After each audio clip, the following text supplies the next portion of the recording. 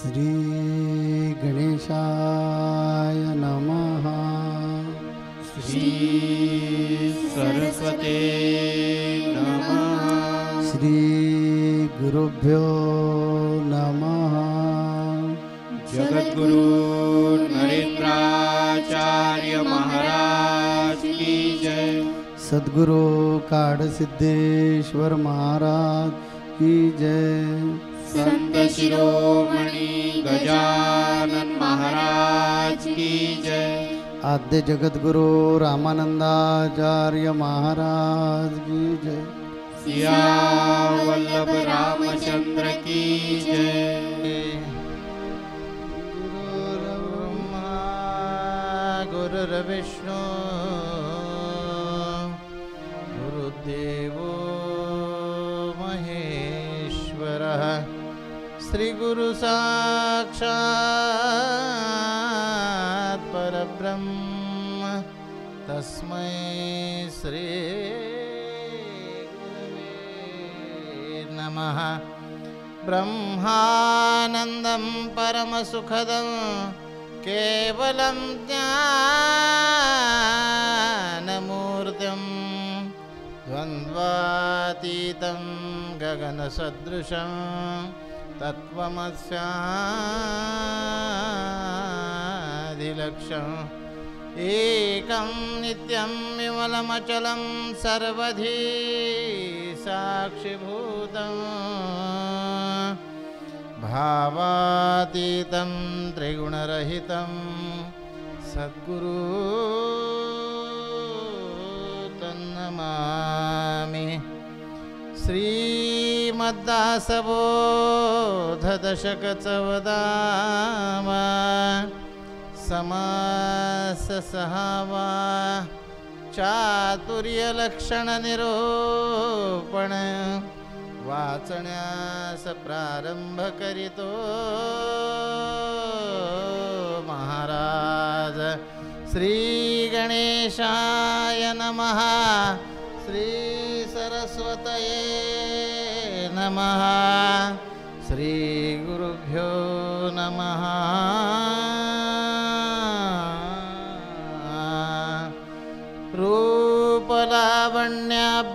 रूपलावण्याभ्यासितानये सहजगुणासी न चले उपाये काही तरी धरावी सोये आगंतुक गुणाचे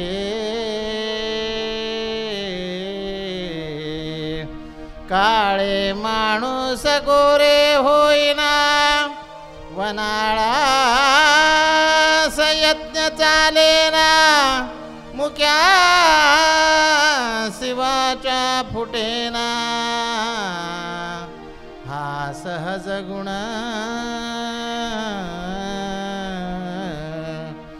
अवगुण सोडिता जाती उत्तम गुण अभ्यासिता येते कुविद्या सांडून शिकती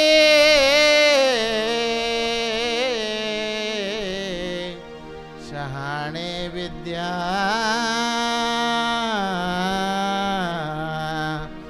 प्रयत्न करेना शिकेना शरीरते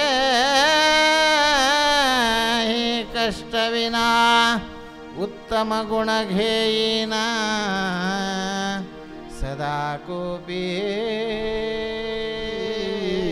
श्रीराम पुंडलीक वरदे आर विठ्ठल श्री ज्ञानदेव तुकाराम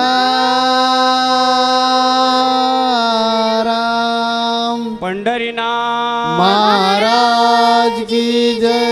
जगद्गुरु नरेंद्राचार्य महाराज की जय। परमवंदनीय गुरुदेवांच्या चरणी नतमस्तक होऊन उपस्थित सर्व भाविकांना सांप्रदायिक पद्धतीने श्री गुरुदेव। आपण मागील संत संघामध्ये हरिकथा निरूपण ऐकलं, त्यामध्ये जगद्गुरु श्रींनी आणि प्रबोधनकरांनी उत्तम असं आपल्याला मार्गदर्शन केलं की हरिकथा किंवा हरिदास नेमका कसा असला पाहिजे.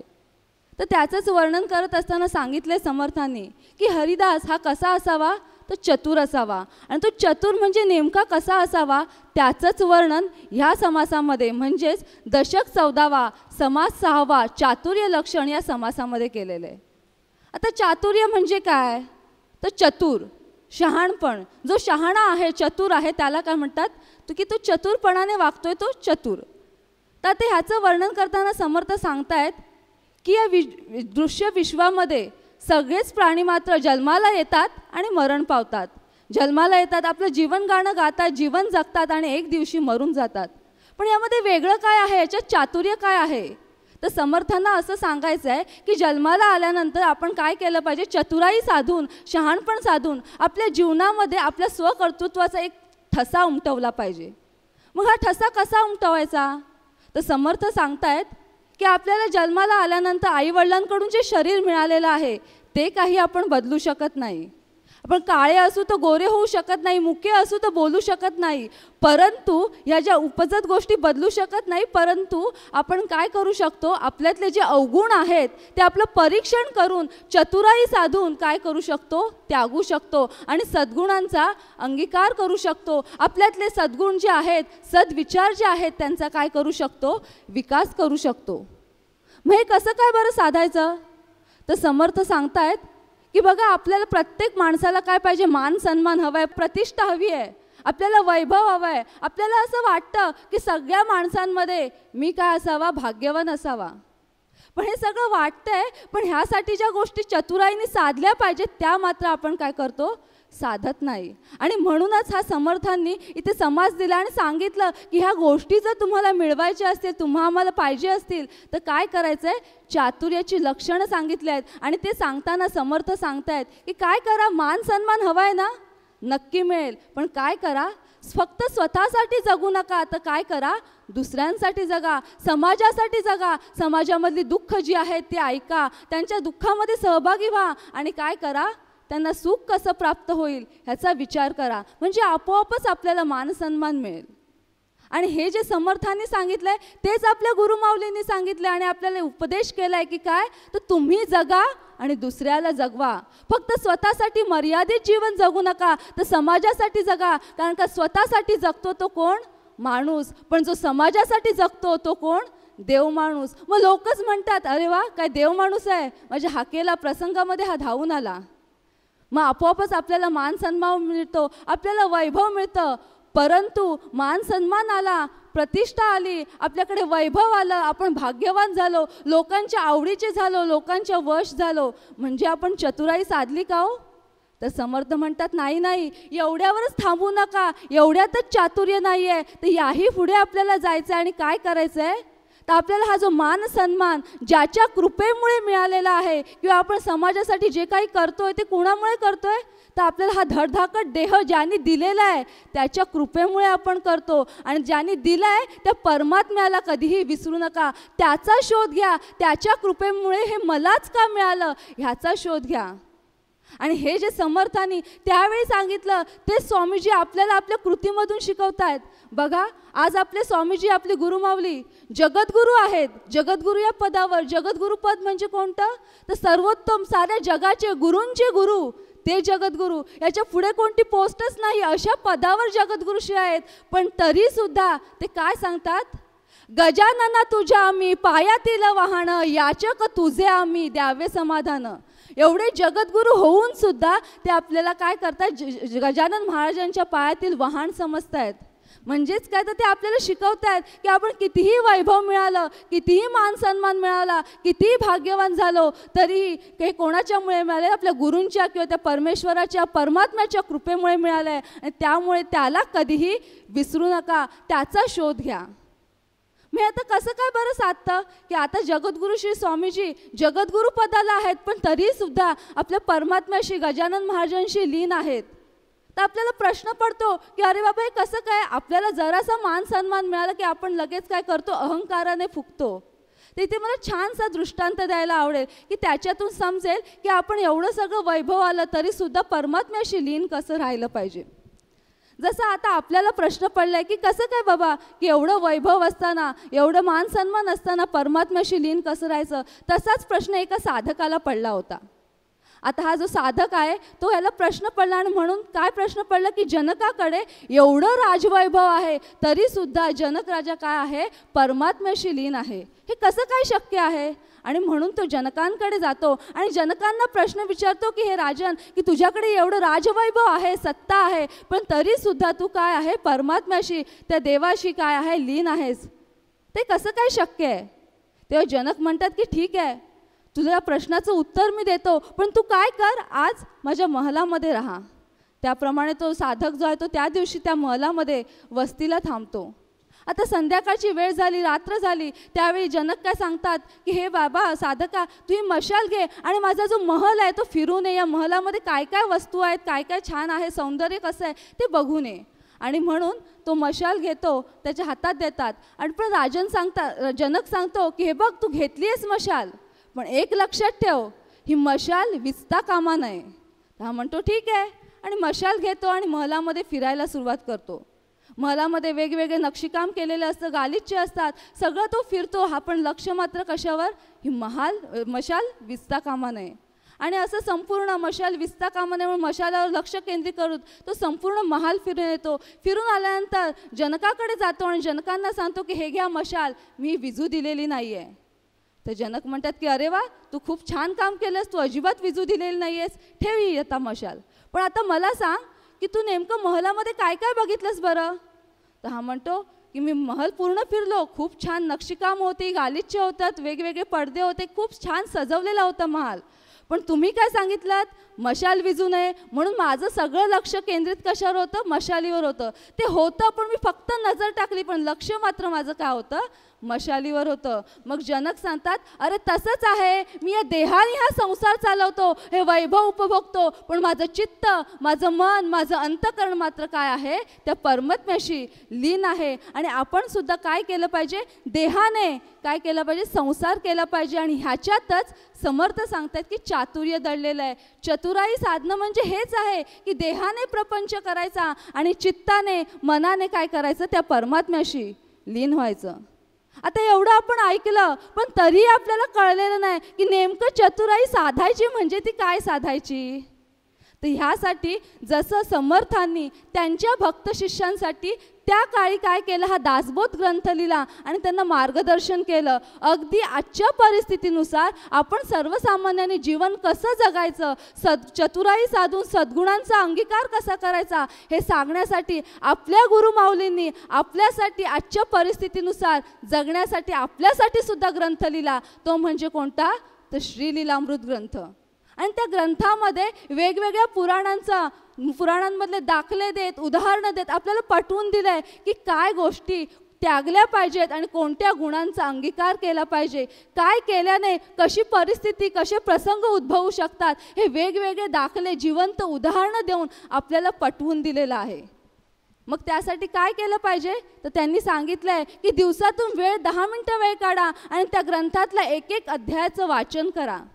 या अध्यायाचं वाचन केल्याने काय होणार आहे, तर आपल्या मनाला संस्कारांची वारी घडेल, आपलं मन संस्कारक्षम बनेल, त्याचे संस्कार आपल्या मनावर होतील आणि आपलं काय होईल, आपल्याकडनं आपोआपच चतुराई साधली जाईल. आणि काय होईल, जे समर्थांना अपेक्षित आहे की काय, तर सद्गुणांचा विचार करा आणि अवगुणांचा त्याग करा, ते आपल्याकडनं आपोआपच घडणार आहे. पण ही चतुराई साधली पाहिजे, हा अध्यायाचं श्रीलीलामृत ग्रंथाचं वाचन केलं पाहिजे. हे सगळं आपल्याला कधी बरं कळेल, तर ज्यावेळी आपण संत संघाला जाऊ त्यावेळी आपल्याला हे कळणार आहे. ज्यावेळी संत संघाला येऊ आणि गुरूंच्या मुखातून, गुरूंच्या वाणीतून आपण समजू की चातुर्य साधा, श्रीलीलामृत ग्रंथाचं अध्यायाचं वाचन करा, सद्गुणांचा अंगीकार करा आणि काय करा, दुर्गुण अवगुण त्यागा. हे कधी कळेल, ज्यावेळी आपण संत संघाला येऊ, संत संघामध्ये जाऊन आपल्या हृदयाचं, अंतकरणाचे कान करून गुरूंच्या वाणीतून हितोपदेश जेव्हा ऐकू, त्यावेळी आपल्याकडनं काय करणार आहे, आपोआपच काय करणार, चातुर्य किंवा चतुराई साधून काय होणार आहे, जे परमात्म्याचा शोध घ्यायचा आहे तो घेतला, आपोआपच आपण घेणार आहोत किंवा तिकडे आपण प्रवृत्त होणार आहोत. म्हणून त्यासाठी काय करायचं, तर सगळ्या लक्षणांचा त्याग करायचा आणि कुठे जायचं तर संत संघाला जायचं, गुरूंच्या सहवासामध्ये जायचं. कारण सद्गुरूच आपल्याला पटवून देऊ शकतात की बाबा काय कर, तर तू देवाचा शोध घे. बाकी प्राणी जसे जन्माला येतात आणि मरण पावतात तसं तू काही करू नको. तू चातुर्याचा उपयोग कर, तुझ्यातली चतुराई, तुझ्यातला चलाकपणा दाखव आणि काय कर, तुझ्या जीवनाचा उद्धार करून घे. काय करायचं आहे तर संत संघाला जायचं आहे आणि सद्गुरूंना शरण जायचं आहे. निष्काम भावेने त्यांची काय करायची आहे, पूजा करायची आहे, प्रार्थना करायची आहे, त्यांचे निष्काम भक्ती प्रेम करायचं आहे आणि त्यांना विचारायचं आहे की बाबा की माझा जन्म कशासाठी झालेला आहे, मी कोण आहे, किंवा माझा जन्म कशासाठी, माझं कोण आहे. आणि त्याचं उत्तर आपल्याला सद्गुरू देतील की काय, तर तो परमेश्वर परमात्मा हा तूच आहेस आणि हा परमात्मा तूच आहेस. आणि ते नुसतं उत्तर नाही देणार, तर ते त्याच्यासाठी आपल्याकडनं आपल्याला घडवतील, आपल्याला शिकवतील, तशी सेवा करून घेतील. पण त्यासाठी आपल्या मनामध्ये ठाम असा विश्वास असला पाहिजे. तो म्हणजे कोणता, तर सद्गुरूशिवाय दुसरं या जगामध्ये कोणीही मोठं नाही. आणि ज्यावेळी असा विश्वास आपल्यामध्ये निर्माण होईल, आपण आपल्यामधली इतर प्राण्यांसारखी जीवन न जगता आपण चतुराई दाखवून आपल्यामध्ये भाव निर्माण करू की या सद्गुरूशिवाय या जगामध्ये दुसरं कोणीही मोठं नाही आहे, किंवा देव किंवा तो परमेश्वर हा गुरुच आहे. हा जेव्हा विश्वास निर्माण होईल तेव्हा गुरु आपल्या काय करते, आपली आध्यात्मिक उन्नती घडवतील आणि आपला जसा भाव असेल, आपलं जसं प्रेम असेल तसं आपल्याला दाखवून देतील की बाबा की ज्याच्यासाठी तुझा जन्म झालेला आहे तर तू असाच नाही आलेला जन्माला, तर ज्याच्यासाठी जन्म झालेला आहे तो परमेश्वर परमात्मा किंवा ज्याच्या कृपेमुळे आज तू हे जे जग बघतोयस तो परमात्मा तुझ्यातच आहे, किंबहुना तो तूच आहे हे दाखवून देतील. ही एवढी ताकद का आहे, गुरूंकडे आहे. आणि म्हणूनच आपण काय केलं पाहिजे, दर रविवारी सकाळी 9 वाजता आपला जो संत संघ असतो या संत संघाला येऊन बसलं पाहिजे. गुरुमाऊली आपल्याला घडवण्यासाठी, आपल्याला बघण्यासाठी संत संघाला येत असतात आणि आपल्याला बघत असतात की बाबा माझे किती भक्त शिष्य. गुरुना हे अपेक्षित असतं की हा दुर्लभ असा देह घेऊन आलेला आहे, तर या दुर्लभ देहामध्ये चतुराई साधून त्याने जन्माचं कल्याण केलं पाहिजे. कारण वेळ आपल्यासाठी कधी थांबणार नाही आहे. आपल्याला परत हा मनुष्य जन्म मिळेल याची गॅरंटी नाही आहे. कारण जसं कर्म असेल त्या कर्माप्रमाणे जन्म मिळणार. वेळ तुमच्या माझ्या हातामध्ये नाही आहे, तो नियंत्रण एकदा म्हणजे सोपवलेला आहे निसर्गावर, सृष्टीवर. त्यामुळे सृष्टीचं परिवलन चालू आहे. मग आपल्या हातामध्ये काय आहे तर चतुराई. कारण आहार निद्रा भय मैथुन सर्व योनी समसमान, परंतु मनुष्य देहीचे ज्ञान अधिक जाण सर्वांसी. आपण सर्वांपेक्षा बुद्धिवान प्राणी आहोत, म्हणून आपल्यामध्ये जे चातुर्य, बुद्धिमत्ता, थोडक्यात चातुर्य म्हणजे बुद्धिमत्ता, याचा उपयोग करून आपण जगलं पाहिजे. चातुर्य म्हणजे ह्याला टोपी घाल, त्याचा खड्डा खोद, त्याला गाडून टाक, त्याचे किशे काप, लोकांना टोप्या लाव, ह्याच्यासाठी बुद्धी वापरायची नाही. समर्थ रामदास स्वामी म्हणतात. समर्थ रामदास स्वामी म्हणतात की ही बुद्धी जन्मा आलिया एक, काही करावे सार्थक, याच्यासाठी वापर. आज या निरूपणामध्ये समर्थ रामदास स्वामींनी सांगितले की आपण सगळे सत्संगी मंडळी आहोत. आपल्या बुद्धीचा वापर करून आपल्याला मिळालेल्या संधीचं सोनं कसं करायचं हे प्रत्येकानं ठरवावं. यासाठी चातुर्य निरूपण हा समाज दिलेला आहे. तर चातुर्य म्हणजे लबाडगिरी नव्हे, चातुर्य म्हणजे ढोंगपणा नव्हे, चातुर्य म्हणजे कुणाला फसवणे नव्हे, तर चातुर्य म्हणजे बुद्धी, सकारात्मक बुद्धी वापरून कमी वेळामध्ये असलेल्या संधीचा उपयोग करून सोनं करायचं. असलेल्या संधीचा उपयोग करून सोनं कसं करता येतं ते एका दृष्टांतातून आपण पाहूया.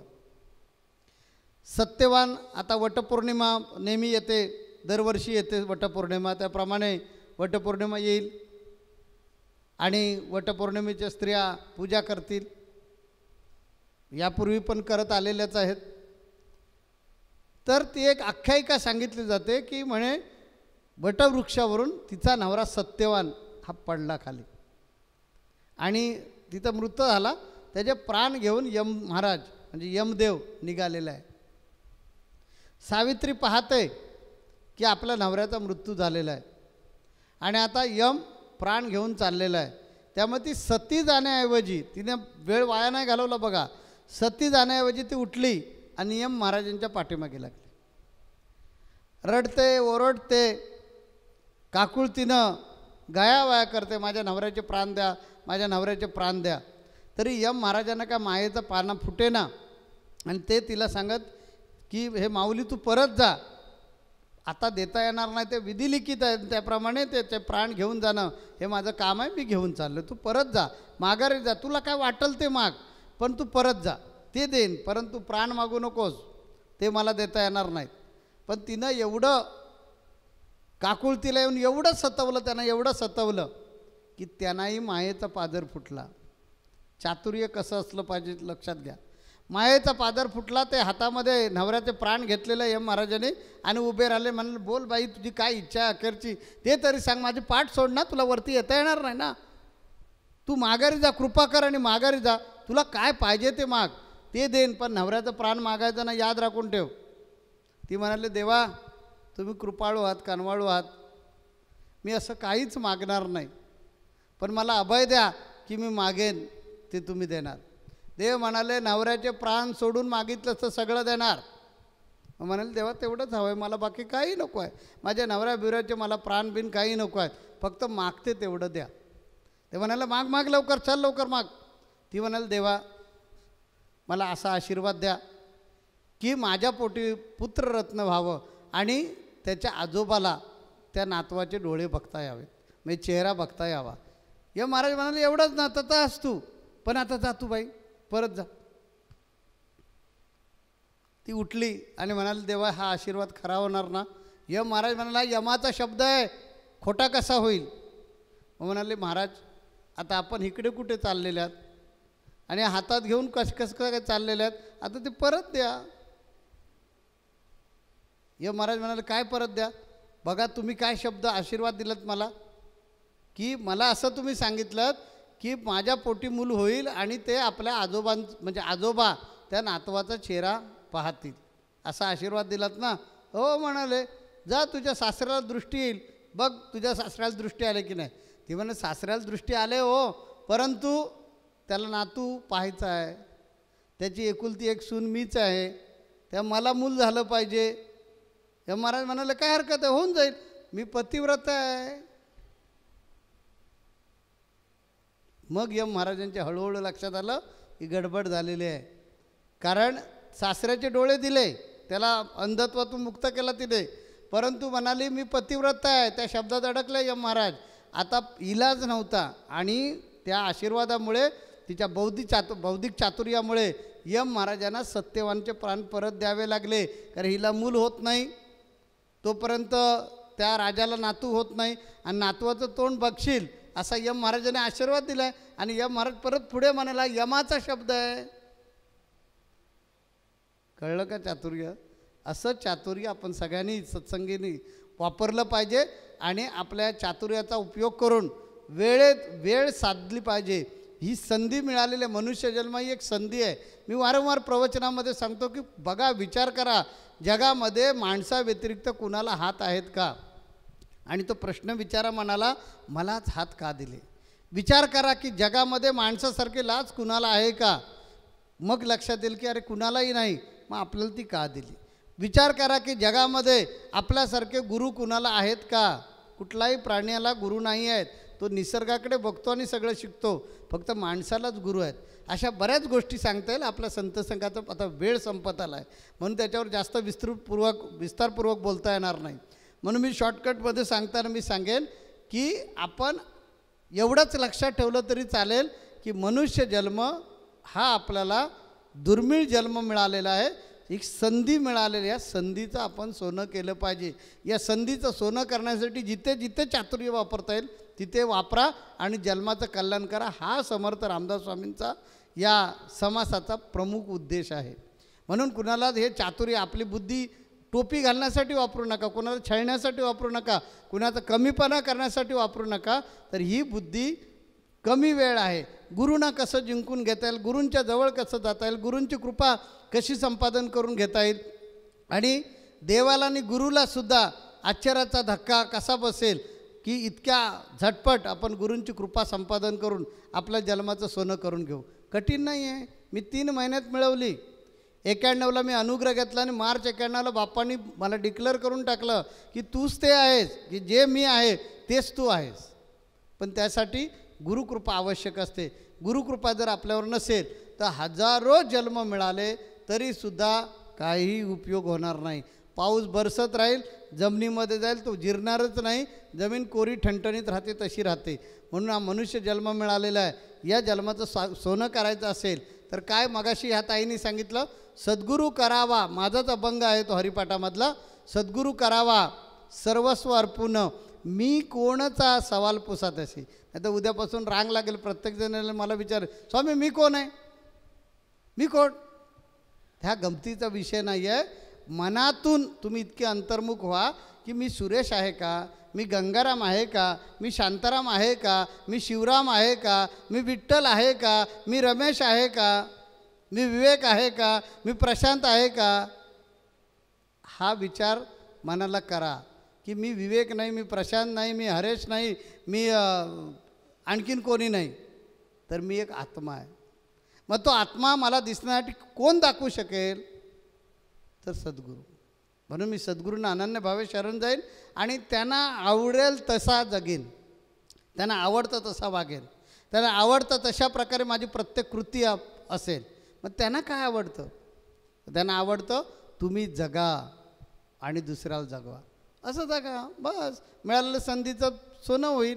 आणि जास्तीत जास्त हा प्रयत्न करा की आता मी इथे जमा झालेलं आहे, इथे एखाद्याला काहीतरी मदत करतायत. अरे मदत करणार मी एकटा कोण, अनेक लोक मदत करतात. मी पण त्याच्यामध्ये माझी थोडीफार मदत टाकेन आणि ताबडतोब काहीतरी मोठं कार्य होईल. अशा प्रकारे, कारण एवढं मोठं कार्य मी एकटा करू शकत नाही, पण बाकीचे सगळेजण ते करतायत, त्याच्यामध्ये माझा खारुताईचा वाटा मी टाकेन. हे चातुर्य. नाही मला कसं काय जमणार, मला ते शक्यच नाही आहे. आता बघताय ना आमची परिस्थिती. हे लबाडगिरी सोडून द्यायची, कारण आपण देणारे कोणी नाही, देणारा तो आहे. आणि चातुर्य काय वापरायचं की इथं एखादं विधायक कार्य चाललेलं आहे, त्याच्यामध्ये प्रत्येकजण आपला हातभार लावत आहेत. त्या हातभारासाठी माझ्याकडून सुद्धा कणभर तरी त्याच्यात पडलं पाहिजे. म्हणून कुणी मागायच्या अगोदर पटकन घुसा आणि मदत करून मोकळे व्हा. हे चातुर्य. असं चातुर्य वापरून प्रत्येक ठिकाणी अशा प्रकारचं चातुर्य वापरून आपल्या जन्माचं सोयीत साधा, हे समर्थ रामदास स्वामींना सांगायचं आहे. आणि मलाही तेच सांगायचं आहे. म्हणून कदाचित हा समास या आजच्या प्रवचनासाठी आला असेल. आपण परत भेटायचं आहे पुढच्या रविवारी सत्संगामध्ये. तोपर्यंत आपण काय करायचं, आता गुरुंनी जे सांगितलं ते हृदयात साठवून अंमलबजावणी करण्याचा प्रयत्न करूया, अशी अपेक्षा मी ठेवतो. की अंमलबजावणी कराल अशी अपेक्षा ठेवतो आणि या ठिकाणी मी रजा घेतो. जगद्गुरु नरेंद्राचार्य महाराज की जय. सद्गुरु काळसिद्धेश्वर महाराज की जय. संत शिरोमणी गजानन महाराज की जय. आद्य जगद्गुरु रामानंदाचार्य महाराज की जय. सिया वल्लभ रामचंद्र की जय.